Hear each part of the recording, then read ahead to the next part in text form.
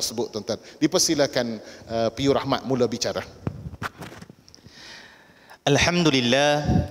Alhamdulillahi Rabbil Alamin. Wassalatu wassalamu ala ashrafil anbiya'i wal mursalin wa ala alihi wa ashabihi ajma'in. Allahumma nawwil qulubana binuri hidayatik kama nawwalkal arda binuri syamsika abadan abada birahmatika ya arhamar rahimin.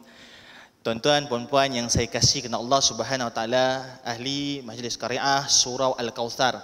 Tahniah kepada Surau Al-Kautsar 10 tahun. 10 tahun cuba membumi, 10 tahun cuba berkhidmat kepada masyarakat. Terima kasih kepada ahli jawatan kuasa yang tak putus-putus berusaha, alhamdulillah. Moga-moga setiap orang yang hadir pada hari ini, moga-moga orang yang berniat tapi tak datang, moga-moga orang yang tak ada niat dan tak datang, semua sekali dalam lindungan kasih sayang Allah, dan kita bertemu kembali dalam rumah Allah yang terbesar ataupun tempat yang kita idam-idamkan, yakni syurga Allah. Amin. Tuan-tuan, saya ingat nak santai lah sebab saya ada adik-adik kat sini kan, yang kecil-kecil, main adik-adik kat depan. Tuan-tuan, saya dengan Abang Ijam ni, kita dah pernah forum dah, alhamdulillah. Dah pernah forum, Abang Ijam pun dah pernah tarik lah dia punya lagu tu kan. Cuma saya teringat masa saya forum dengan Abang Ali Tela Rosa. Masa saya forum dengan Abang Ali, masa tu ada remaja purba. Generasi X lah, atau kita panggil orang tua, orang lama. Ayah saya pesan, Rahmat jangan panggil orang tua, panggil remaja purba, Abang Ijam. Hormat. Adalah seorang remaja purba ni angkat tangan, bukan angkat tangan, dia datang dekat dengan saya. Dia kata, Ustaz, ini cerita dengan Abang Ali Tela Rosa lah, Ustaz, buat apa panggil artis? Buat apa panggil artis yang berhijrah ni? Ustaz seorang ceramah dah sudah. Dia kata, tak ada masalah bagi pandangan, tak ada masalah untuk tegur, betul abang? Sebab apa? Sebab untuk kita tukar pandangan. Tuan-tuan, untuk saya fahamkan tuan-tuan apa perlu untuk kita lakukan perkara ni, kita forum dengan abang-abang ototai kita ni kan, forum dengan artis-artis yang berhijrah. Tuan-tuan yang saya kasih kerana Allah Subhanahu Wa Taala. Pertama, saya nak ambil satu kisah yang saya dengan kawan saya pernah satu ketika kami nak pergi beraya. Abang, kami nak beraya bang, kami nak beraya pergi kondo, sebuah kondo. Nak pergi kondo tuan-tuan, tiba-tiba dekat kondo tu lift dia rosak hari tu. Allah. Jadi kami kena menapak ataupun kita orang kena panjat ataupun kena naiki, mendaki tangga sebanyak 15 tingkat. Oh, penat. Ya Allah. Penat, 15 tingkat, penat, panjang. Oi, rasa. Dan kawan kami tu ada dengan kami. Dia kata, mak aku tak ada ni, tapi tak apalah, kita naik je lah, panjat lah. Kita naik je lah. Naik tuan-tuan sampai tingkat 15 tuan-tuan, dah berlengah badan ni. Tiba-tiba kawan saya sebut satu benda yang menyebabkan kami, ya Allah, geram je tuan-tuan. Apa dia? Dia kata apa? Tak ada. Kunci tertinggal. Kunci tertinggal ibu ayah. Kat mana kau tinggal? Dalam kereta. Ni dah tingkat 15, dah balasal lancur ni. Tuan-tuan, tiba-tiba kami ni tengah marah, kami duk berbebel-bebel siapa yang tinggalkan kunci dalam kereta. Tiba-tiba seorang kawan kami ni yang hatinya lembut, hatinya hanif. Dia kata, abang apa abang? Dia kata, macam itulah kita dalam kehidupan. Loh, sudah tiba-tiba dia buat tazkirah tuan-tuan. Kami tengah panas ni, naik tangga, panjat tinggi-tinggi sampai 15 tingkat, kunci tertinggal kat dalam kereta, tiba-tiba dia bagi tazkirah tuan-tuan. Tapi tazkirah dia mendamaikan jiwa. Yang menyebabkan kita mula berfikir. Dia kata apa? Macam inilah kehidupan. Kadang-kadang kita buat amal ibadat ni banyak sangat, penat. Kadang-kadang kita berjuang ni penat. Kadang-kadang kita berceramah ni penat. Ni cakap pasal saya ni, cakap pasal kita semua. Tapi tiba-tiba bila sampai dekat tempat yang dituju, yakni mahsyar, ruginya lah kalau ikhlas tertinggal. Seperti mana yang tengah berlaku ni, maksudnya kita dah panjat 15 tingkat, sampai tingkat 15, tiba-tiba tertinggal kunci. Yakni kunci syurga itu ialah ikhlas. Kadang-kadang kita dah pernah buat ibadat, jadi takut ikhlas tertinggal. Moral of the story ada dua. Perkara yang kita boleh belajar, ibrah, pengajaran pada kisah ni ada dua. Pertama, kadang-kadang Allah nak didik kita, Allah nak didik ikut macam-macam cara. Allah nak didik ikut macam-macam metod. Allah nak didik ikut macam-macam laluan. Berlaku kisah dengan Imam Malik rahimahumullah. Imam Malik ni tuan-tuan, imam mazhab, tuan-tuan kenal. Satu ketika Imam Malik jumpa budak-budak tengah pakai terompah. Imam Malik kata apa? Wahai budak, hati-hati pakai terompah, takut tergelincir. Budak tadi tu dia punya adab-adab. Dia kata apa? Terima kasih wahai pakcik sebab nasihat saya. Pakcik ni siapa? Kan. Kita sekarang kalau nasihat budak-budak, Masya Allah, dia wet kan gitu. Moga-moga anak kita ni, zuriat kita ni zuriat yang ada adab. Amin, insya-Allah. Budak tadi walaupun dia tak tahu tu Imam Malik, dia tanya, siapa Pak Cik? Saya nak berterima kasih dengan Pak Cik. Masya Allah. Jadi Imam Malik ni tak ada dalam hati dia, bukan rasa nak bangga diri ke, bukan rasa nak orang kenal dia, bukan nak rasa dihormati. Dia katalah, aku ni Imam Malik. Budak tadi tahu ni Imam Malik, tuan-tuan. Masya Allah. Apa budak tu buat? Dia kata, wahai Imam, ni aku pula nak pesan. Subhanallah. Ni aku pula nak pesan. Aku nak pesan pada engkau, hati-hati dengan gelaran imam. Hati-hati dengan gelaran hujjatul Islam. Hati-hati dengan pujian yang orang berikan pada engkau. Sebab kalau aku tergelincir pada terumpah, aku risau engkau tergelincir masuk dalam api neraka. Nauzubillah min zalik. Tuan-tuan, kalau Imam Malik dia ada satu sikap apa? Menolak kebenaran ataupun denial syndrome. Denial syndrome maksud apa? Kita tolak kebenaran. Datang hujah ataupun datang pesanan pada artis. Datang pesanan pada orang yang baru berhijrah. Kadang-kadang kata, alah, buat apa? Takut-takut kita tak dapat didikan Allah, teguran Allah melalui jalannya. Jadi kita harap moga-moga hari ini jalannya adalah jalan kita mendapat keredaan Allah, dapat keberkatan melalui Abang Ijam, insya-Allah, melalui saya, dan kami berdua pun dapat melalui tuan-tuan. Amin, insya-Allah.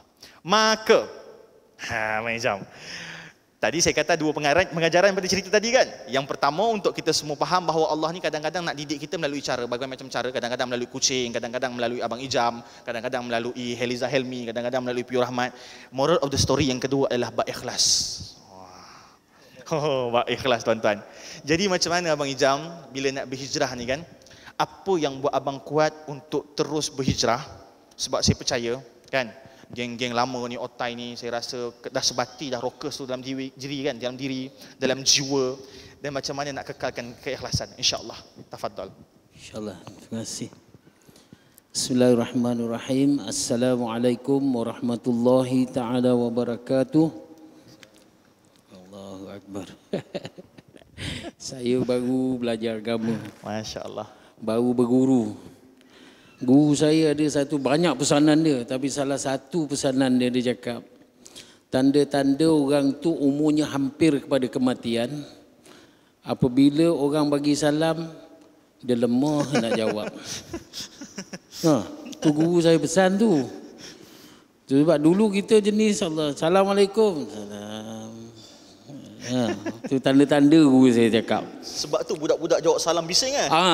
Pasal budak ni iyalah jauh ya, perjalanan dia jauh lagi. Umurnya panjang lagi tu. Apalah lagi sekali. Assalamualaikum warahmatullahi taala wabarakatuh. Waalaikumsalam warahmatullahi wabarakatuh. Alhamdulillah, takut juga mati ya. Masya-Allah. Takut mati. Allah, tapi tak apa kalau mati dalam masjid ni, masya-Allah. Kan dapat keredaan Allah, insya-Allah. Alhamdulillah, nahmaduhu wa nusalli ala rasul karim, amma ba'du. Terima kasih kepada adinda. Saya pun tak tahu nak cakap ni adinda ke anak anda ke, saya tak tahu. Saya nak tanya satu soalan dululah. Ni ustaz yang cantik manis ni. Alamak. Macam nak ngorek tuan-tuan. Dah beristeri ke belum? Itulah. Allahu akbar. Suka nah. Allah. Belum lagi, insya-Allah. Allahu akbar. Abang Ijam ada anak itulah tu. Itu nak tanya tu. Kalau begitu macam nilah, panggil saya uncle je lah. Insya-Allah. Ingat dah kahwin tadi, panggillah ke kanda ke. Ya, panggil Abang Ijam okeylah. Ya, anak saya yang paling tua 25 tahun dah. Masya-Allah. Masih kosong lagi kok, siapa-siapa lelaki. Syarat dia rockers lah. Tak ada, sekarang ni cerewet. Cerewet lah. Sekarang dia kena hafizah. Oh, masya-Allah. Allahu akbar. Kita ni sifat santai dah kan, masya-Allah. Allahu akbar. Saya bersyukur kehadrat Allah Subhanahu wa taala, hari ini Allah bagi lagi saya kesempatan, bagi saya peluang, bagi saya nyawa je hari ini untuk berada dalam rumah Allah yang mulia ni. Ada juga orang panggil saya untuk nyanyi, buat konsert. Gegar Baganza pun ada juga panggil. Tiap-tiap tahun panggil Bayi Jam. Marilah Bayi Jam sama-sama dengan kita orang. memeriahkan lagi program Gegar Vaganza. Ramai otai-otai lama datang Abang Nizam Laksmana, Amir Yukis dan kawan-kawan Abang Ijam yang sama-sama dengan Abang Ijam dulu rock. Nanti meriah. Ya, saya pun cakap, saya ni sekarang ni dah tak ada. Maksudnya kalau dulu kita dengan wartawan, dengan produser TV ni kita hormat macam mana, kita tak nak cakap kasar dengan dia. Pasal apa? Nanti lain kali dia tak nak promote kita. Lain kali dia tak nak panggil kita untuk program TV tak. Jadi kita ni beradab sikit cakap dengan dia. Tapi kali ini saya tak ada interest apa-apa. Kau nak panggil, kau tak nak panggil, saya tak peduli. Janji kerja dakwah saya jalan. Berbagai-bagai cara kerja dakwah kita boleh buat. Bukan saja di TV, ya tak? Macam orang sebelah ni dia lain, dia PU. Pencetus umat. Masya Allah. Jadi itulah dia. Kan saya cakap, ya betul. Engkau orang yang meriah, tapi mak aku takkan meriah. Mak aku akan susah hati, mak aku akan rasa kecewa sangat. Seperti dia kecewa 25 tahun yang dahulu. Dia kecewa seperti 30 tahun yang dulu. Dia tengok anak dia dekat TV, dia tengok anak dia dekat pentas, ya Allah, gundah gulana mak saya. Pasal apa? Anak yang terlibat dengan budaya rock pada tahun 80-an dulu, Masya Allah. Mak bapak sangat takut. Kerana apa dia takut? Kerana kalau terlibat dengan budaya rock, maknanya budak ini dipanggil rockers. Akan terlibat dengan 3 perkara. Kalau tidak 3 perkara, 1 perkara ini akan sangkut juga. Apa dia? Perempuan dadah dengan arak. Allah. Perempuan dadah dengan arak. Inilah 3 perkara yang menjadi takut sangat orang tua kalau anak ni terlibat dalam budaya rock. Begitu juga dengan mak bapak saya.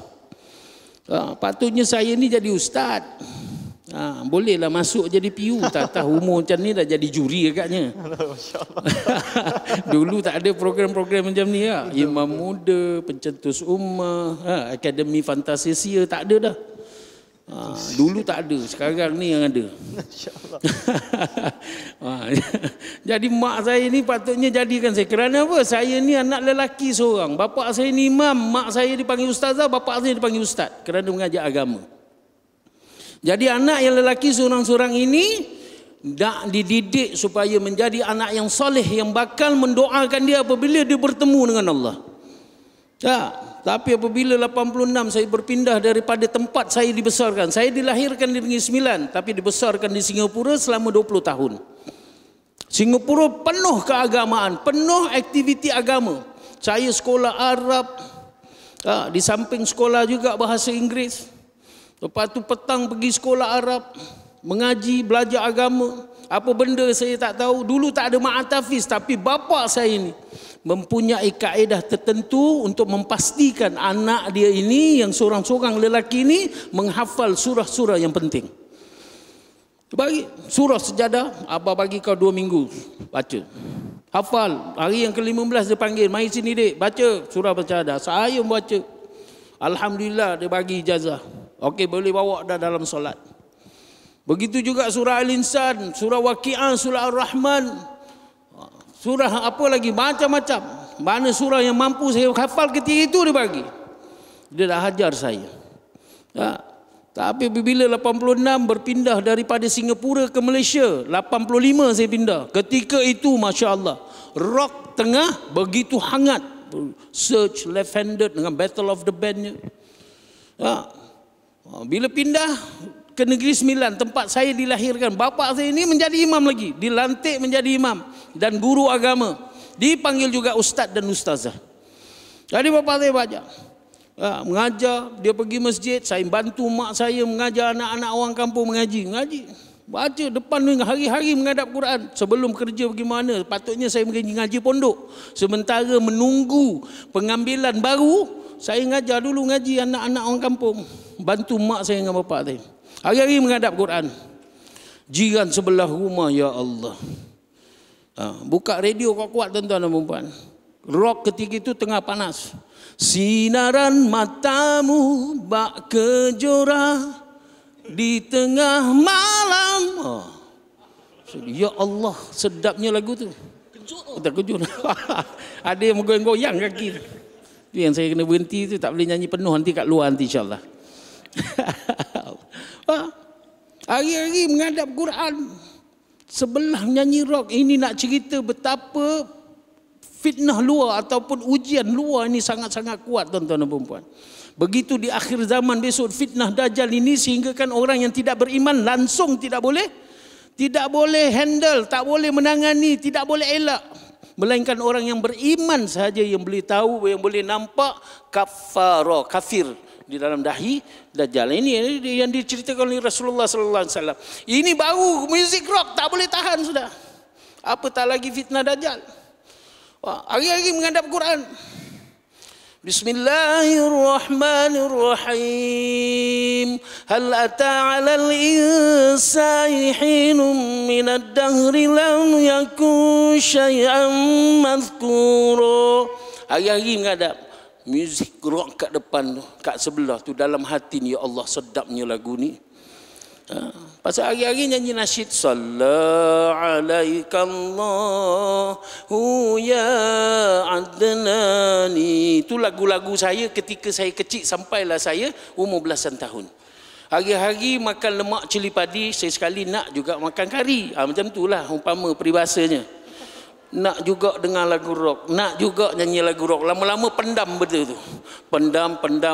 Apabila ada peluang terbuka untuk saya menjadi penyanyi rock, ini saya tak lepaskan. Ketika saya bekerja di Senawang, kumpulan Madison ni tak ada penyanyi. Penyanyi utamanya dah berhenti kerana mencari masa depan yang lebih baik, kerja dengan kerajaan, berhenti kerja.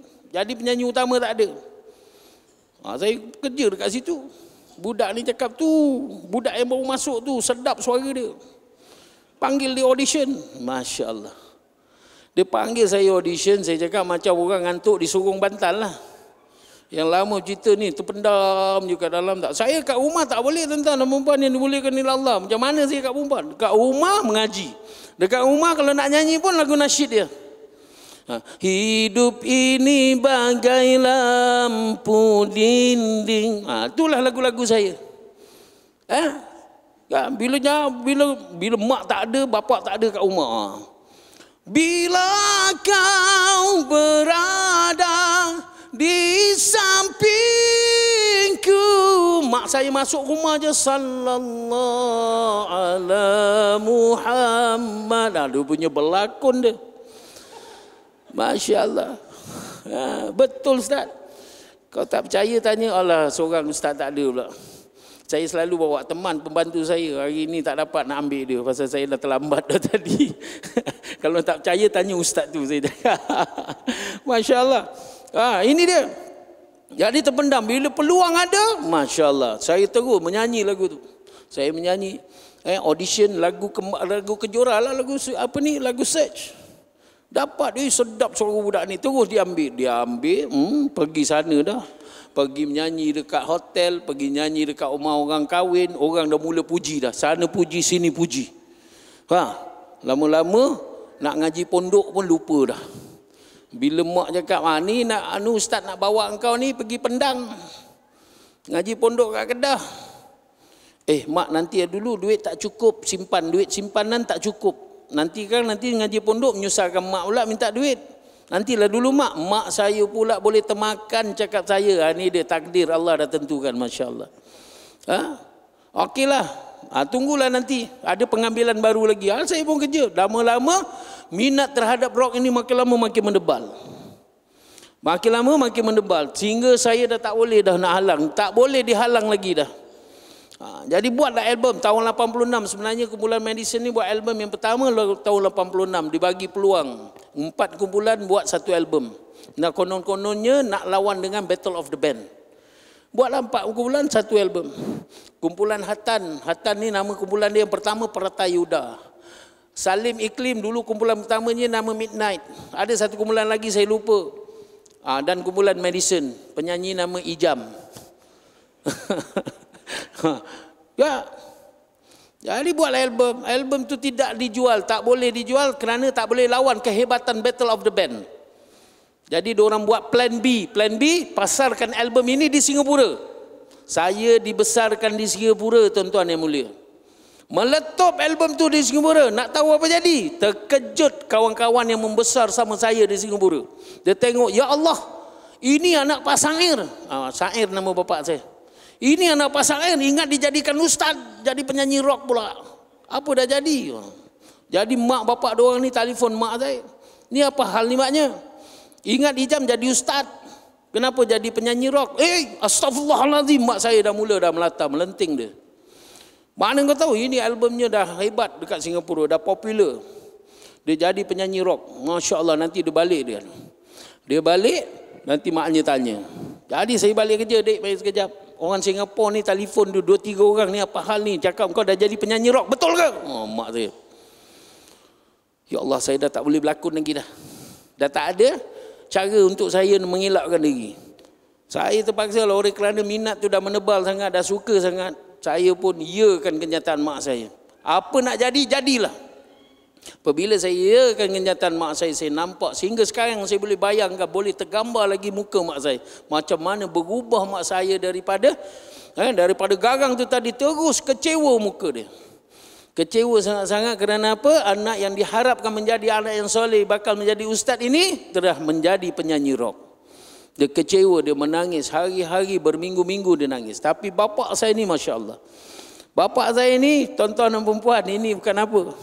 Kerana tak tahulah bapa-bapa sini boleh buat ke tak boleh buat. Bapa saya ni sangat hebat. Dia seorang guru saya yang hebat, bapa yang hebat, hamba Allah yang hebat, suami yang hebat. Hebatnya macam mana? Kalau sebagai seorang bapa, dia tak pernah jentik. Anak-anak dia, saya ada beradik 3 orang. Saya yang paling kecil, kakak saya 2 orang. Tak pernah dijentik, nakal macam mana pun. Apalagi lempang, tak pernah, tuan-tuan dan puan. Jangan cakap itu, tengking pun tak pernah. Kalau dia marah sekali macam mana pun, dia tak pernah menengking. Tinggi suara pun tak pernah. Bapa saya ni suara lantang, tuan-tuan dan puan. Sekali dia menjerit, boleh terkencing. Tapi dia tak pernah dengan anak-anak dia macam tu. Tapi dia observe, dia seni observant. Observant ni dia suka perhatikan. Jadi apabila dia tengok isteri dia menangis berminggu-minggu, apa dia buat? Dia panggil saya. Ini cara dia tarbiyah saya. Cara dia didik saya macam ni. Kenapa tu mak menangis? Tak tahu. Mak tahu orang jadi penyanyi rock, mak nangis. Mak kecewa. Jam dia kata, setitis air mata ibu kau jatuhkan ke bumi, bumi ni akan laknat kau. Bukan bumi ni saja laknat kau, tapi Allah akan melaknat kau bersama. Dosanya sangat besar, lebih baik kau minta maaf dengan mak sebelum Allah murka dengan kau. Saya minta maaf mak. Menangis, mak saya pun menangis, yalah mak maafkan kau. Depan tu, belakang jadi hero balik. Masa tu tengah muda lela, remaja. Lepas tu bapa saya hampir mak saya. Ni cara bapa saya didik. Dengan bapa-bapa, ibu-ibu. Boleh jadikan contoh. Bapa saya apa? Cara bapa saya berfikir, Masya Allah. Hebat tuan-tuan dan puan. Kenapa menangis? Hari-hari bangah tengok dia basakan diri dia, bangah. Pasal dia anak nombor 2, bangah. Bangah tengok hari-hari menangis, tak henti-henti. Kenapa? Kecewa dengan Allah. Bukan kecewa dengan Allah, kecewa dengan anak ini. Kerana kita inilah anak seorang-seorangnya lelaki yang kita harap untuk mendoakan kita apabila kita mati lagi. Jadi sekarang dia dah jadi rockers, macam mana? Siapa yang tak kecewa? Tu bapa saya cakap apa? Jangan kecewa dengan Allah. Jangan putus harap dengan Allah. Ini Allah sedang berbicara dengan kita. Ada sesuatu yang Allah nak sampaikan kepada kita. Ada sesuatu yang tidak kena yang kita dah buat. Itu sebab Allah jadikan anak ini sebagai ujian, sebagai alat untuk menguji keimanan kita. Ada sesuatu Allah nak sampai. Mari kita sama-sama bincang, kita muhasabah. Jangan fikir masalah. Fikir macam mana nak selesaikan masalah ini. Apa yang terfikir selama hari ini? Selama hari ini bang fikir apa? Daripada Singapura sampai ke sini. Kita ini anak-anak orang kampung, daripada tidak tahu mengaji, tak kenal alif bata, diorang tahu, daripada tidak tahu kepada tahu. Sampai ada yang khatam Quran, ada yang melanjutkan pelajaran Al-Quran ke Mesir, ke Jordan, ke South Africa, ke Mekah. Kerana siapa yang mengajar diorang? Kita pun rasa bangga. Aku yang mengajar anak orang kampung ini daripada tidak tahu kepada tahu. Kita rasa bangga. Anak-anak orang kampung tak reti semayang. Kita yang mengajar anak-anak orang kampung ini semayang. Daripada tidak tahu kepada tahu. Al-Fatihah dah hafal, doa iftitah dah hafal, doa kunut dah hafal, tahiyat awal, tahiyat akhir dah hafal. Kita pun rasa bangga. Aku yang mengajar anak-anak orang kampung ini daripada tidak tahu kepada tahu. Ini yang salahnya Bapak. Perasaan bangga ini yang Allah nak tutup supaya kita tidak akan jadi riak dan sombong. Sebelum riak dan sombong ini hampir melekat kepada diri kita, sebab Allah hentikan dijadikan anak ini dengan dijadikan asbab anak ini sebagai ujian. Ini cara bapa saya berfikir, tuan-tuan dan puan. Jadi ini dia Allah suruh kita taubat. Kita kena bertaubat, mengaku salah kita. Kita ada perasaan bangga sedikit ini. Ya Masya Allah. Sebelum sifat ujub ini melekat ke dalam kita, riak dan sombong ini melekat pada diri kita, kita kena buang siang-siang. Allah dah bagi peringatan. Ini cara Allah berbicara dengan kita. Jadi itulah, anak ini tak boleh dikawal. Kerana apa? Dia dah besar. Dia berhak berkawan, dia berhak bekerja, dia berhak buat apa saja. Janji jangan luar daripada syarak, itu tak apa, biar dia buat apa pun. Tapi ada satu cara, Rasulullah sallallahu alaihi wasallam ajarkan kita supaya anak ini balik kepada landasan. Ada satu cara. Cara ini yang diajar kepada mak bapak saya. Dengan kumpulan dia, kumpulan ekspedisi. Sekarang ni konsert pakai jubah. Semata-mata ikut nak sunnah Rasulullah. Masya Allah, tuan-tuan dan perempuan, ini sunnah Rasulullah. Ini pastinya, ya Allah. Hikmahnya sangat besar, tuan-tuan dan perempuan. Saya rasa, saya berani cakap pasal saya pernah tempuh. Apa benda yang saya pernah tempuh? Saya ini perokok tegar, tuan-tuan dan perempuan. Saya mengisap satu hari 3 bungkus rokok Dunhill. Tegar, selama 35 tahun. 35 tahun. Bukan tak ada usaha nak berhenti, ada. Sebulan berhenti, hisap balik. 3 bulan benar berhenti. Setahun saya benar berhenti, hisap balik. Kerana apa? Saya duduk di dalam suasana orang hisap rokok. Maaf cakap, ya Allah, bapak mentua saya, minta maaf, terpaksa cakap. Bapak mentua saya hisap rokok. Abang ipar duai saya hisap rokok. Kawan-kawan saya hisap rokok. Dekat offshore tadi jangan ceritalah.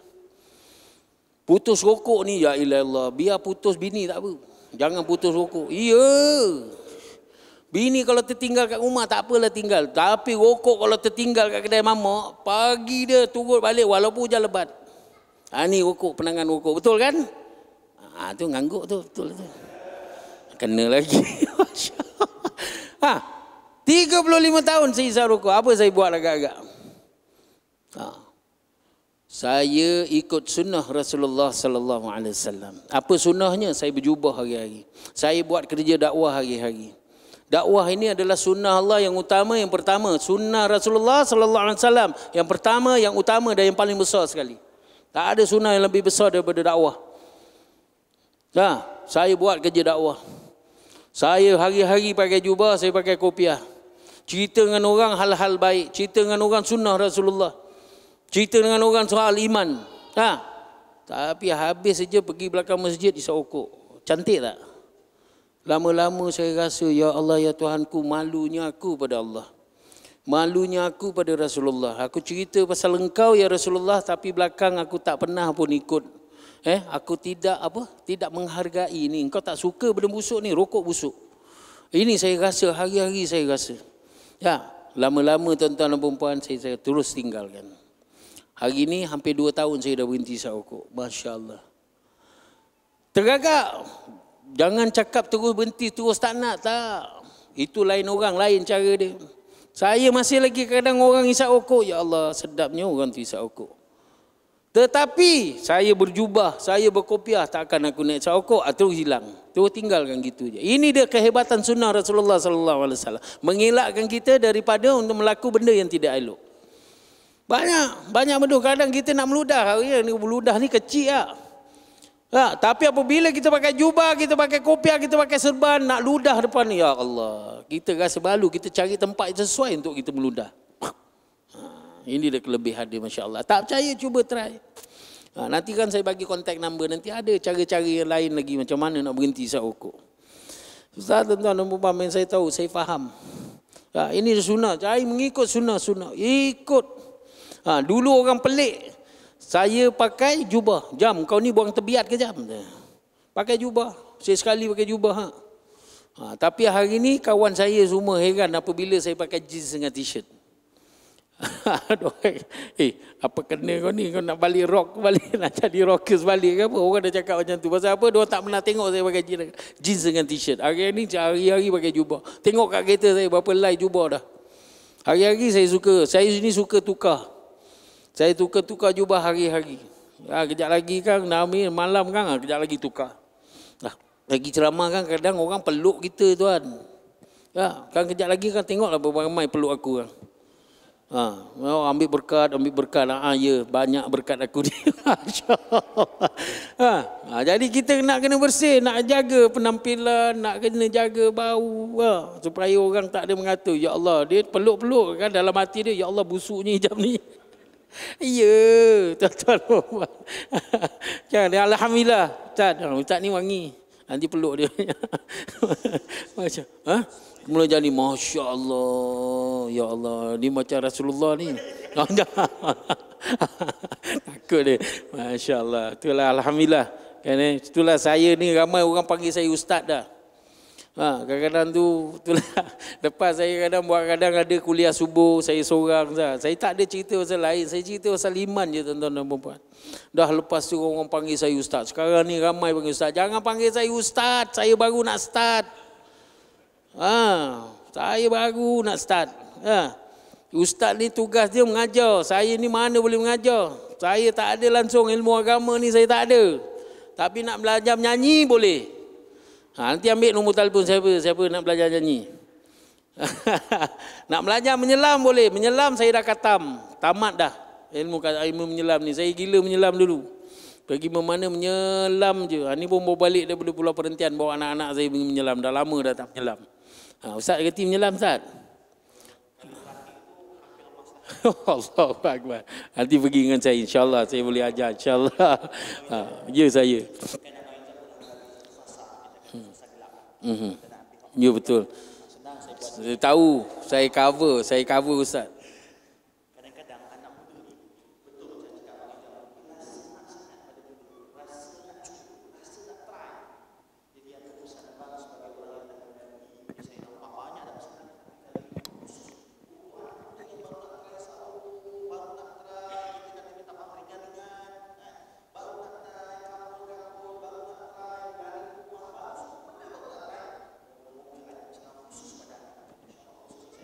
InsyaAllah.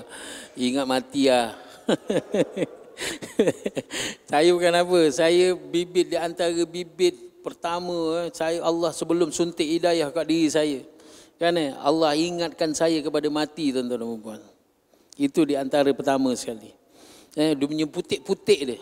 Sebelum bunga tu keluar, putik tu mesti keluar dulu kan. Jadi apa dia? Seorang alim ulama, seorang ulama besar Malaysia ni datang kepada saya. Datang mana? Di Pulau Perhentian. Ketika itu saya dah berada di dalam perantauan. Saya cakap tengok daripada jauh, ya Allah, ini ulama besar Malaysia ni datang ke pulau ni. Mufti Negeri Selangor, Datuk Ishak Bahrum. Ketika itu masih lagi hayat dia, tahun 2000, tahun 2002 tak silap saya. Tahun 2002 dia datang ke pulau tu, saya pun ambil kesempatan, saya cakap dengan pengurus resort, Mahdi, ini ulama datang ni ke tempat kita ni, jangan kita lepaskan peluang, ambillah peluang ini, panggil dia, bagi tazkirah 5 minit, kata-kata nasihat pun tak apa, 5 minit cukup, kita nak barakah dia sebagai seorang ulama. Jadi pengurus ni pun organisekan, panggil budak-budak semua, lapangkan masa, lepas isyak tu kita panggil. Dia pun makan, habis makan tu saya cakap dengan anak dia yang paling tua, saya pun lupa nama dia. Minta izin nak minta bapak, pinjam bapak ni 5 minit, dia bagi kata-kata nasihat, cukuplah tazkirah. Boleh bang, silakan. Saya pun aturkan budak-budak, duduk di bawah, dia duduk atas kursi macam ni. Dia cerita pasal apa? Tak ada cerita pasal lain, anak-anak, adik-adik dengan sini. Mati ni benar. Semua orang akan mati. Orang kaya mati, orang miskin mati, raja-raja mati, rakyat biasa semua akan mati. Tapi kita kena bayangkan, kalau kita ini mati, kita membawa sedikit dosa.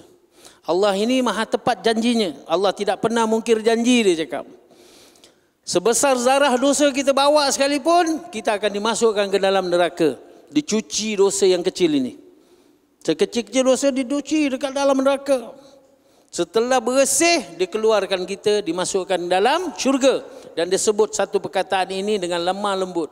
Kekal, kekal, kekal engkau dalam syurga. Tapi cuba kalau kita bayangkan sejenak, apabila kita ini mati, di dalam Allah tidak redha kematian kita.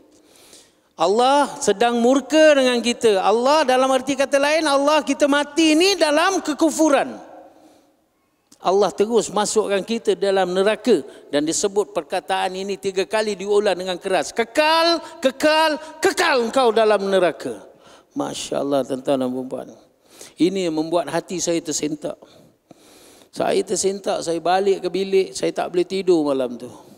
Masya Allah, semua orang akan mati tuan-tuan dan puan-puan. Hari ini, Masya Allah, hari-hari saya bercerita dengan Ustaz Yusri Abdul Karim. Ustaz Yusri Abdul Karim ni seorang mudir Pondok Warga Emas dan juga Ma'atafiz Darul Quran Nurul Hasanah di Kuala Selangor. Itulah guru saya. Guru saya, Guru Iwan Syaman, Guru Zul Handy Black. Ada hari-hari cerita, Jam, macam mana kita ni, Jam? Ya Ustaz, kita ni dapat ke mati dalam husnul khatimah. Apabila ada kematian aja kita cerita. Ada kematian aja kita akan ceritakan masa mati. Masya Allah. Jadi saya hari-hari saya fikir menggigil. Saya takut. Saya menangis hari-hari tuan-tuan dan puan-puan. Aku ini banyak dosa ya Allah. Sampailah bapa saya panggil balik. Baru saya balik. Saya balik ke kampung. Saya bertaubat hari-hari. Hari-hari saya buat solat taubat. Ya. Lepas tu saya memikirkan sesuatu. Masya Allah. Betapa ruginya masa aku. Patutnya aku sekarang ini kalau tahap umur saya 37 tahun, maksudnya saya dah jadi ustaz. Saya dah jadi seorang alim. Kerana yang ada ilmu agama yang boleh bagi manfaat kepada orang yang lain. Itulah sebaik-baik umat Muhammad yang boleh bagi manfaat kepada orang yang lain. Tetapi dalam usia saya 37 tahun baru saya nak bertaubat tuan-tuan dan puan-puan. Betapa ruginya masa. Dalam hadis Rasulullah sallallahu alaihi wasallam ada 5 perkara kita kena perhatikan betul-betul dan salah satu daripadanya ialah gunakanlah masa muda sebelum kita tua. Sebab orang-orang muda ni masya-Allah gunakanlah kerana masa muda ni kita sebaik mungkin tuan-tuan puan-puan supaya kita tidak perlu nak bekerja keras. Kita bekerja hari-hari kena kerja. Hari-hari kita kena penat untuk mendapat harga syurga ini. Hari-hari kena penat. Tapi tidaklah macam saya ya Allah. Apa benda yang saya tidak dapat dulu hari ini, saya kena hafal balik semua benda yang saya dah hafal. Ini dia. Kalau kita mencampurkan benda yang tidak baik dengan yang baik, konflik berlaku. Kita melanggar fitrah Allah Subhanahu Wa Taala, apa yang berlaku? Konflik akan berlaku. Apabila konflik berlaku, Allah tarik segala nikmat yang pernah dia bagi dahulu. Saya dulu apa benda yang saya tidak hafal, surah-surah penting semua saya hafal. Hari ini semua saya dah lupa. Kerana Allah tarik balik ini nikmat. Masya Allah. Kenapa? Kerana saya membazirkan, saya mensia-siakan masa muda. Ketika saya muda, betul-betul muda yang patutnya saya gunakan dalam untuk kerja-kerja yang berfaedah. Ini sebab dalam Islam ini tak ada dualism. Sebab anak-anak yang muda ni Masya Allah. Kerana pergi masjid, walaupun macam mana sibuk sekalipun, pergi masjid. Kerana apa? Di masjid ini penuh barakah, penuh rahmat Allah mencurah-curah. Apabila kita mendapat barakah daripada Allah, kita mendapat rahmat daripada Allah, insya-Allah Allah akan lindung kita daripada melakukan perkara-perkara yang tidak elok. Ibu tolong doakan anak-anak ini. Doa ibu ni ya Allah sangat mustajab. Ibu, pasal ibu ini melahirkan anak ini sudah pasti. Kerana dia kendung anak ini 9 bulan 10 hari tuan-tuan dan puan-puan. Sudah pasti doa daripada mulut ibu ni Masya Allah. Mesti mustajab sangat-sangat.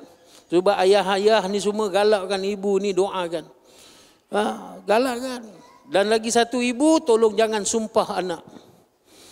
Mak saya tak pernah sumpah saya. Kalau dia marah sekalipun, dia marah sangat dengan saya ni, terlampau nakal kan. Dia akan cakap apa? Kau ni botol anak bertuah lah. Tak apa dah kau buatkan dan lagi ni, tak apa. Tak ke mana tu dah, kau depan ya. Faham tak? Tak apalah kau buat aku macam ni. Tak ke mana kau akan ke depan. Maknanya kau ke depan. Kau akan besar, kau akan kahwin, kau akan dapat anak. Kau buat aku macam ni, besok anak kau buat macam tu. Ya betul. Ini dia hukum karma. Saya ada 6 orang anak, yang paling tua 25 tahun. Masya Allah. Masing-masing perkara masing-masing. Macam mana saya buatkan mak bapak saya dulu, anak saya pun macam tu. Dari dalam bentuk yang lain, tapi poningnya sama. Tapi apa perlu kita buat? Kita buat balik macam mana mak kita buat kat kita. Doa dan doa dan doa. Masya Allah. Ini dia, alhamdulillah. Kerana itu anak-anak yang muda, lagi satu, berbaktilah kepada mak bapak kau. Walaupun dalam keadaan kau tidak suka, ya, mungkin perkara yang kau tidak suka itu engkau yang engkau rasa, tapi sebenarnya Allah nak bagi lagi baik daripada kita. Kalau kita berbakti kepada mak bapak, insya-Allah kita selamat dunia dan akhirat. Wallahu alam. Ya Allah, Allah.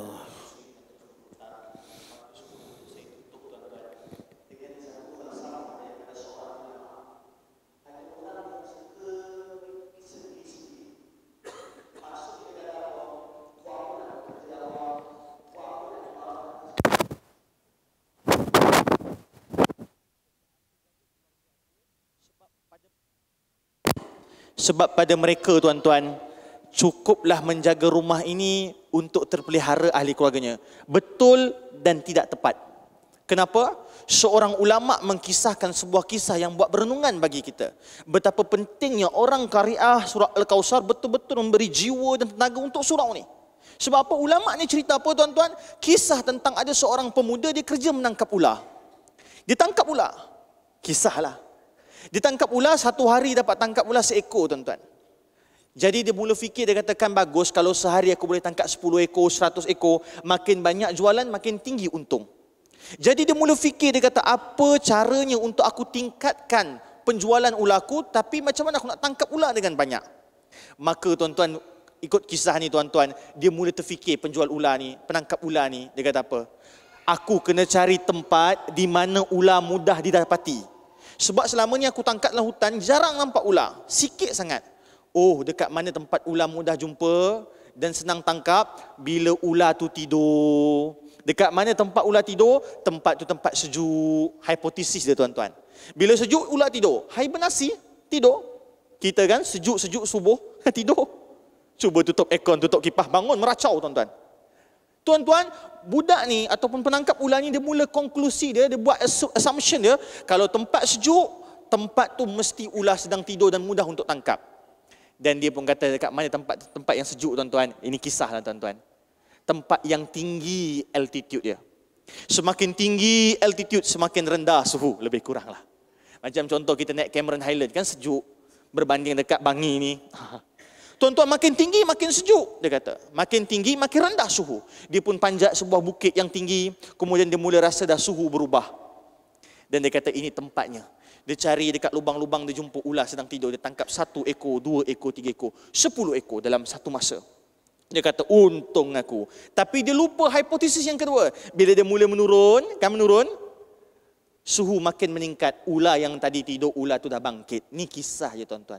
Ambil pengajaran. Ular yang tadi bangun dia lupa, yang ular tadi tidur dah bangun, dia buka karung guni tu, tuan-tuan. Ular tu bangun dan patuk dia, maka mati. Ulama bahas ular tu ada dalam diri kita. Ada ular dalam diri Piur Rahmat, ada dalam diri Hijam, ada dalam semua orang. Ular tu namanya nafsu. Nafsu ni, tuan-tuan, kita kena bagi dia tidur. Dan nak bagi ular ni tidur, yang ni nafsu ni tidur, dia kena buat dekat tempat yang tepat. Tempat yang suasananya menyebabkan ular tu tidur, ular tu sejuk. Nafsu tu sejuk. Maka masjid, tuan-tuan, adalah tempat yang paling tepat untuk menyebabkan manusia itu tidurkan ularnya. Dan tak cukup sekadar kat masjid, kita kena bawa masjid ni keluar. Ni tugas kita. Bawa masjid ni ke dalam rumah kita, bawa masjid ni ke jalanan tu yang kita buat festival macam ni untuk apa? Untuk orang rasa keberadaan masjid. Tuan-tuan, Masjidil Haram, Kaabah tu kat situ je. Kan? Kaabah di situ je. Tapi kita dapat rasa bahawa seluruh tanah haram tu adalah tempat ibadat. Sebab tu tak berani orang buat kat Masjidil Haram. Kenapa tidak? Kita alirkan keberkatan masjid ini ke seluruh pelosok jalan-jalan dengan kerja dakwah. Tuan-tuan, barangkali kita kata apa? Kita kata, tak apalah saya jaga-jaga. Tuan-tuan, risau macam Abang Hijam sebut tadi.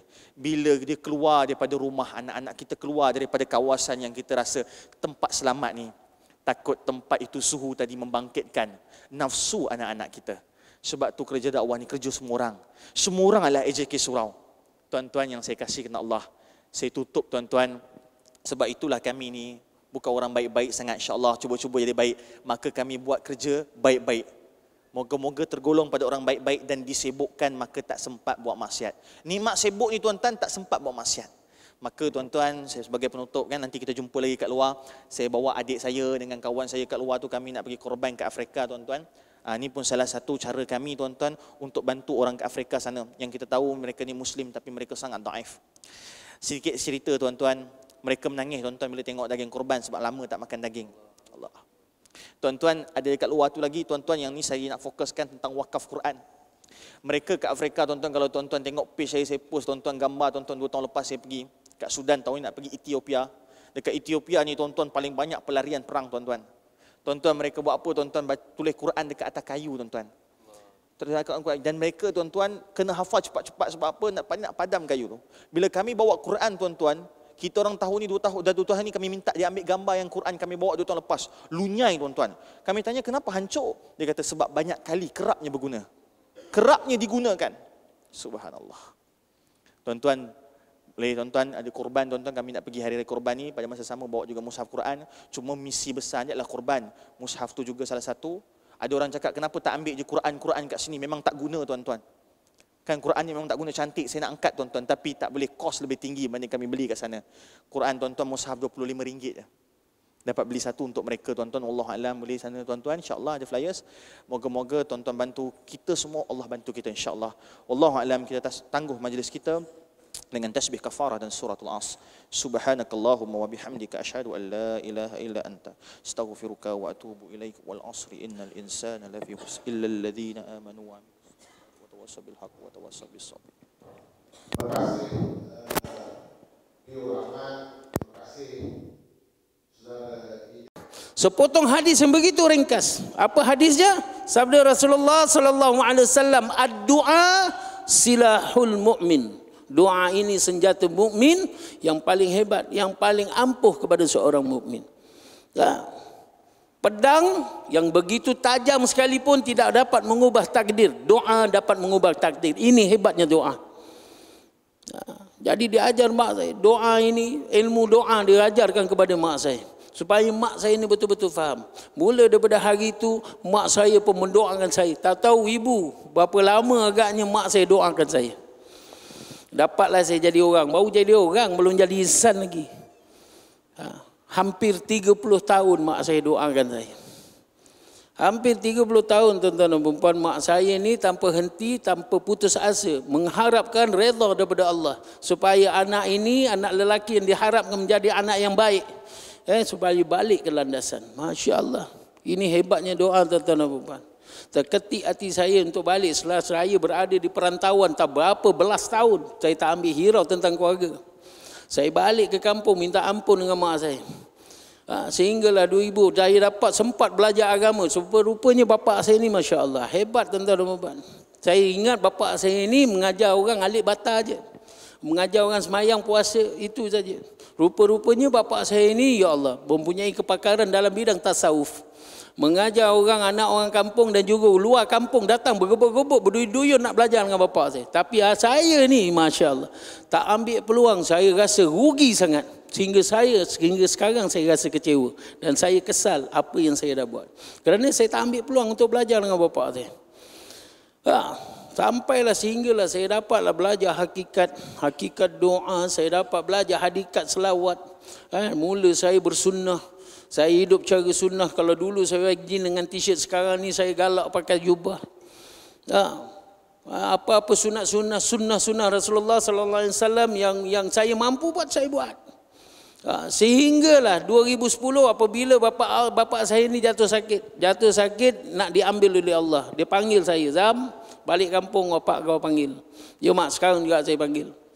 Bapak saya cakap apa? Jam, abah tak lama lagi nak poi teh. Ada orang Negeri Sembilan ke? Ustaz orang mana? KL. Masya Allah, KL. Keluar lidah. Allahu Akbar, nyampah dan. KL. Allah tu. Habibi. Allah. Orang macam Negeri Sembilan. Allahu Akbar. Jadi bapak saya pun cakap, jam abah ni tak lama lagi nak pergi dah. Abah nak pergi mana, Zam? Abah nak mati, Zam.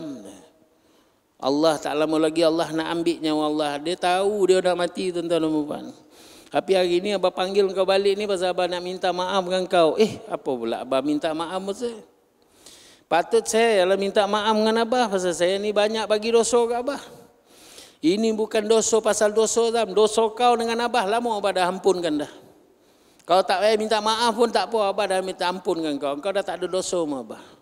Tapi hari ini abah nak minta maaf dengan kau kerana apa? Kerana bila abah mati besok abah tak akan tinggalkan kau sebarang harta. Abah tak ada tanah, abah tak ada duit. Abah duduk kat rumah ni pun menyomondo. Tahu tak nyondo? Menyomondo ni menumpang. Tu bahasa orang Minang, menyomondo. Tanah tu tanah pusaka kan. Mak saya ni perempuan, lelaki perempuan seorang, dapatlah kat dia. Jadi mak saya, abah ni pun menyomondo. Tapi hari ni Zam, abah nak tinggalkan kau satu pesanan deh. Kau peganglah pesanan ini. Jadi apa dia bah? Dia kata 3 perkataan tuan-tuan dan puan. Jangan lupa masjid. Jangan lupa masjid Zam. Pasal bapak saya ni daripada umur dia yang paling muda 27 tahun. Dulu 27 tahun dilantik menjadi imam muda. Muda sangat. Sekarang ni 16 tahun dah boleh jadi imam dah, imam tarawih. 17 tahun dah hafiz, dah boleh dilantik jadi imam lah. Dulu 27 adalah orang muda, paling muda untuk jadi imam. Sehinggalah bapa saya akhir hayat dia 84 tahun tuan-tuan dan puan. Hidup dia sebagai seorang imam, masya-Allah. Jadi Jam kau sibuk macam mana pun, kau senang macam mana sekalipun, masya-Allah. Kau peruntukkan diri kau pergi ke masjid Jam, hari-hari pergi masjid. Engkau tidak akan tahu betapa besarnya fadilat di masjid ini, betapa besarnya hikmah, berapa banyak kebaikan yang kau akan dapat di masjid ini. Sehingga engkau pergi masjid, baru Allah akan buka satu persatu pintu hidayah, satu persatu pintu rezeki engkau. Kau kena pergi masjid.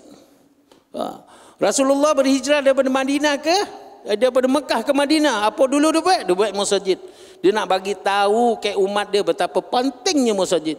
Sebelum dia buka kota Madinah, dia buka masjid. Apabila buka aja kota Madinah, masjid akan menjadi pusat pentadbiran, pusat pendidikan, pusat dakwah, pusat tarbiyah dan segala pusat sosial semua berlaku di masjid. Ini dia gambar Rasulullah nak gambar, nak bagi bayangan kepada umat-umat dia betapa masjid ini penting. Tapi hari ini kalau Rasulullah, ini bapak saya kata ya, kalau Rasulullah masih hidup lagi, Rasulullah menangis kat saya tengok keadaan masjid dah surau. Kerana apa? Tidak fungsinya itu tidak menyeluruh. Lepas isyak aja tutup. Lepas isyak tutup kunci. Pasal apa? Dia takut sound system hilang tu, semua hilang, orang ambil. Yalah tak ada orang, memanglah orang cuba nak. Tapi kalau masjid ini aktif 24 jam, siapa nak curi?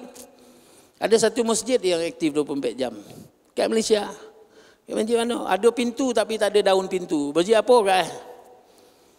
Masjid Seri Petaling tuan-tuan dan puan. Satu-satu masjid tak ada tabung. Satu-satu masjid tak ada cicak. Itu masjid Seri Petaling tuan-tuan dan puan. Dah. Jadi itulah bapak saya kata, pergi masjid tu. Akhirnya apabila bapak saya pesan begitu, selepas hari itu, 14 hari selepas itu bapak saya diambil oleh Allah. Diambil oleh Allah dalam keadaan yang begitu dimuliakan oleh Allah. Ini berlaku depan mata saya.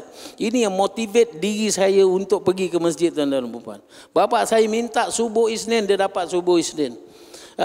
Yang solatkan dia patutnya saya solat jenazah dia.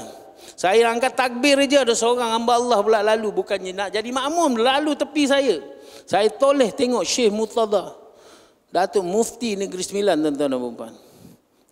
Dia datang, bukan dia nak jadi makmum, seolah-olah dia gambarkan dia nak jadi imam. Saya pun cakap dengan imam, Ustaz Razak, macam mana ni? Fadilat afdalnya anak jadi imam, tapi kita nak ambil barakah mufti. Saya terus persilakan tuan.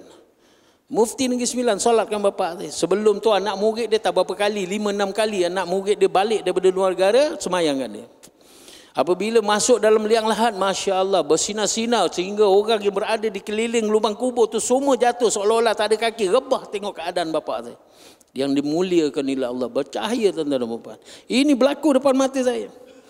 Ini yang motivate saya istiqamah pergi masjid tuan-tuan dan puan. Zuhur, asar, maghrib, isyak, Masya Allah, saya dapat pergi masjid. Hari-hari. Saya kerja offshore, kadang 2 bulan, 3 bulan saya dekat offshore. Balik 3 minggu, sebulan, saya pastikan diri saya ini hari-hari berada di masjid. Alhamdulillah saya dapat. Subuh yang selalu, Masya Allah. Yang telajaknya selalu subuh. Hari-hari usaha gajah dapat nama. Subuh gajah. Pukul 7 kamu bangun Ustaz. Masya Allah. Ya, Ustaz ni lain, ahli syurga. Ahli syurga dia tetap. Oh, Masya Allah. Allah. Subuh pukul 4, Masya Allah. Yelah, orang tak kahwin macam tu lah. Dia awal sikit. Allahu Akbar. Jadi itulah dia. Ya, jadi saya di subuh ni sangkut ni macam mana saya nak pergi. Lalas saya teringat Allah bagi saya ilham. Pergi dekat mak engkau, minta doa mak engkau. Masya Allah. Saya pergi ke mak saya, tuan-tuan dan puan. Mak, zuhur, asar, maghrib, isyak, alhamdulillah saya dapat pergi masjid. Tapi subuh lah mak. Mak saya gelakkan. Habis tu tolong doakan saya. Saya minta doa daripada mak saya. Lepas tu seminggu lebih ya. Pukul 4, 4:30 saya dah gerak dah. Tergerak, tidak boleh nak tidur balik. Saya terus mandi, saya buat tahajud, saya buat sunat-sunat yang lain, terus saya pergi masjid. Kadang-kadang tu orang suruh saya azan. Masya Allah. Kan, saya cakap, ini dah 2 minggu lebih ni, Masya Allah. Saya nak balik kampung, nak ucap terima kasih kepada saya. Mungkin doa mak saya yang dimakbul oleh Allah. Saya cakap, mak, alhamdulillah, subuh sekarang, Masya Allah, terima kasih. Terima kasih mak, saya peluk, saya cium mak. Selain daripada tu mak buat apa? Aku solat hajat untuk engkau 3 hari jam. 3 malam dia buat solat hajat untuk saya bangun subuh saja. Ini dengar ibu-ibu, Masya Allah. Ibu doakan anak wajib. Jangan putus harap dengan Allah. Doa dan doa dan doa. Anak degil nakal macam mana jangan kira. Doa kepada Allah. Itu tugas ibu. Doa ibu kepada ayah pun macam tu juga. Kepada suami wajib. Suami kepada isteri wajib doa. Masya Allah. Ini kehebatan doa tuan-tuan dan puan-puan. Kerana itu kita ambil sambul lela je kan. Sambil lewa je. Habis solat je terus kita bangun. Dah doa sikit walaupun sedikit. Allahumma taqabbal minna salatana tammah wa fil lana dhunubana ammah wa la tu'adzibna yawmal qiyamah innaka ala kulli syai'in qadir. Wa sallallahu ala sayyidina Muhammad walhamdulillahi rabbil alamin. Ya, pergi. Pendek je. Asalkan kita doa, jangan kita tak doa. Orang yang tidak doa ini Allah kata sombong, orang yang sombong. Doa. Kerana apa nak doa? Bapa saya ajar. Kenapa kita berdoa? Kerana kita nak membukti, nak menunjukkan kepada Allah yang kita ni tidak milik apa-apa. Tak ada kuasa apa-apa. Kita ni hamba. Hamba yang tidak memiliki apa-apa. Kuasanya Allah. Makhluk langsung tak ada kuasa. Allah yang maha kuasa. Ini nak tunjuk kita kepada hamba. Dan yang keduanya, kenapa kita berdoa? Kerana kita nak memuliakan Rasulullah sallallahu alaihi wasallam. Rasulullah yang maksum, Rasulullah yang doa ini kerana terlintas ke hati pun Allah dah tahu Rasulullah ini nak apa Allah akan kabulkan. Tapi Rasulullah pun angkat tangan juga. Kerana apa? Aku ini Rasulullah pun berdoa angkat tangan. Apatah lagi umatnya ni sebagai dilahirkan sebagai pendosa. Lagilah kena doa. Dan yang ketiga, kalau datangnya daripada doa yang ikhlas, ibu doa yang ikhlas, bapa doa yang ikhlas, insya-Allah Allah akan angkat ini ke langit, doa ini ke langit tuan-tuan dan puan-puan. Ini berlaku pada diri saya, itu sebab saya berani bercakap. Tolong doa, apa-apa hal sekarang ni anak-anak yang ada mak bapak lagi tolong jaga. Kerana apa? Kita masih ada 2 keberkatan. Apabila mak bapak kita meninggal, ni 2 keberkatan kita tak dapat cari ganti walau di mana dunia sekalipun kita pergi. Tak dapat. Cuba ada, kita simpan. Kita jaga betul-betul. Kita ambil hati mak bapak. Hari-hari kena telefon. Sekarang ni saya telefon mak bapak saya. Mak saya. Apa saya cakap? Akhir kalam saya cakap, mak minta maaf. Maafkan saya. Dah tak ada dah dosa kau. Hari-hari minta maaf. Sampai macam tu mak saya cakap. Dan akhir sekali saya cakap, tolong mak doakan saya. Doakan saya supaya hidup saya ini Allah redakan. Apa benda yang saya buat, kerja dakwah yang saya buat ni Allah redakan. Saya minta mak saya doakan. Hari-hari tuan-tuan dan puan. Itu sebab alhamdulillah hari ini itulah dapatlah juga saya jadi orang duduk bersama-sama dengan orang-orang yang baik begini. Ini semua orang baik saya cakap. Dulu masya-Allah 45,000 orang datang tengok konsert saya. 45,000 orang itu rekod di Miri Sarawak Ustaz. Bayang Ustaz. Tiket RM40 Ustaz kira. Kayu berapa Ustaz? Kira.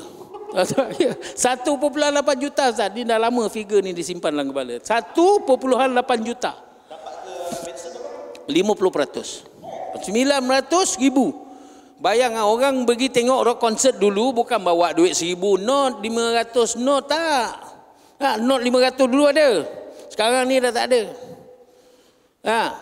Apa dia buat? Dia beli dengan paling besar pun RM50. Paling banyak RM10, RM5. Singgit tu jangan cerita, tu yang terbanyak sekali. Bayanglah duit yang kecil-kecil gitu dikumpul-kumpulkan untuk menjadi 900,000. Banyak tak? Banyak je, penat nak kira. Malam tu kita bawa plastik 900,000 dalam plastik sampah warna hitam tu. Kendong supaya orang tak syak lah duit. Kita pun kendong bawa naik hotel, lambak kata katil.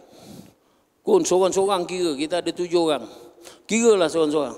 Penat lah kira duit ni. Tak payahlah besok, baru lepas konsert, makan pun dah kenyang. Malas lah kira duit ni, besok je lah kita kira. Lambat kata katil tu, semua tidur atas katil.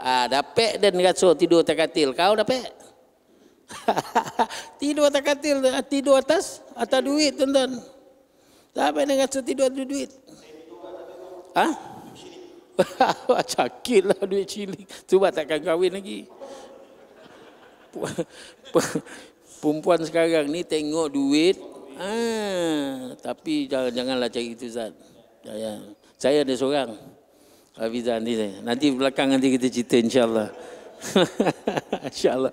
Tu nak cerita 45,000 orang tu lah. Saya cerita. Ni sekarang ni cara saya berfikir bukan penampilan ni je Allah hijrahkan saya, islahkan saya. Cara saya fikir pun Allah tukar. 45,000 orang yang hadir. Ada juga orang yang baik nak tengok penyanyi kesayangannya nyanyi lagu Tika Begini Mencari-cari. Ada orang baik. Ada juga orang baik. Tapi kebanyakan yang datang hadir untuk tengok konsert kumpulan Madison ini semua tak berapa nak baik. Tak baik nak baik sungguh orang jahat kan, tak elok. Tak berapa nak baik lah. Kenapa tak berapa nak baik? Nak tengok rock concert kepala kena tune. Macam biasa orang tu. Senyum, zikir. Oh zikir. Cover lain. Kepala nak tune dengan apa? Dengan dadah dengan arak. Barulah seronok tengok rock concert. Dadah dengan arak tetap. Lepas tu yang bawa girlfriend, pakaian Masya Allah. Dengan singletnya.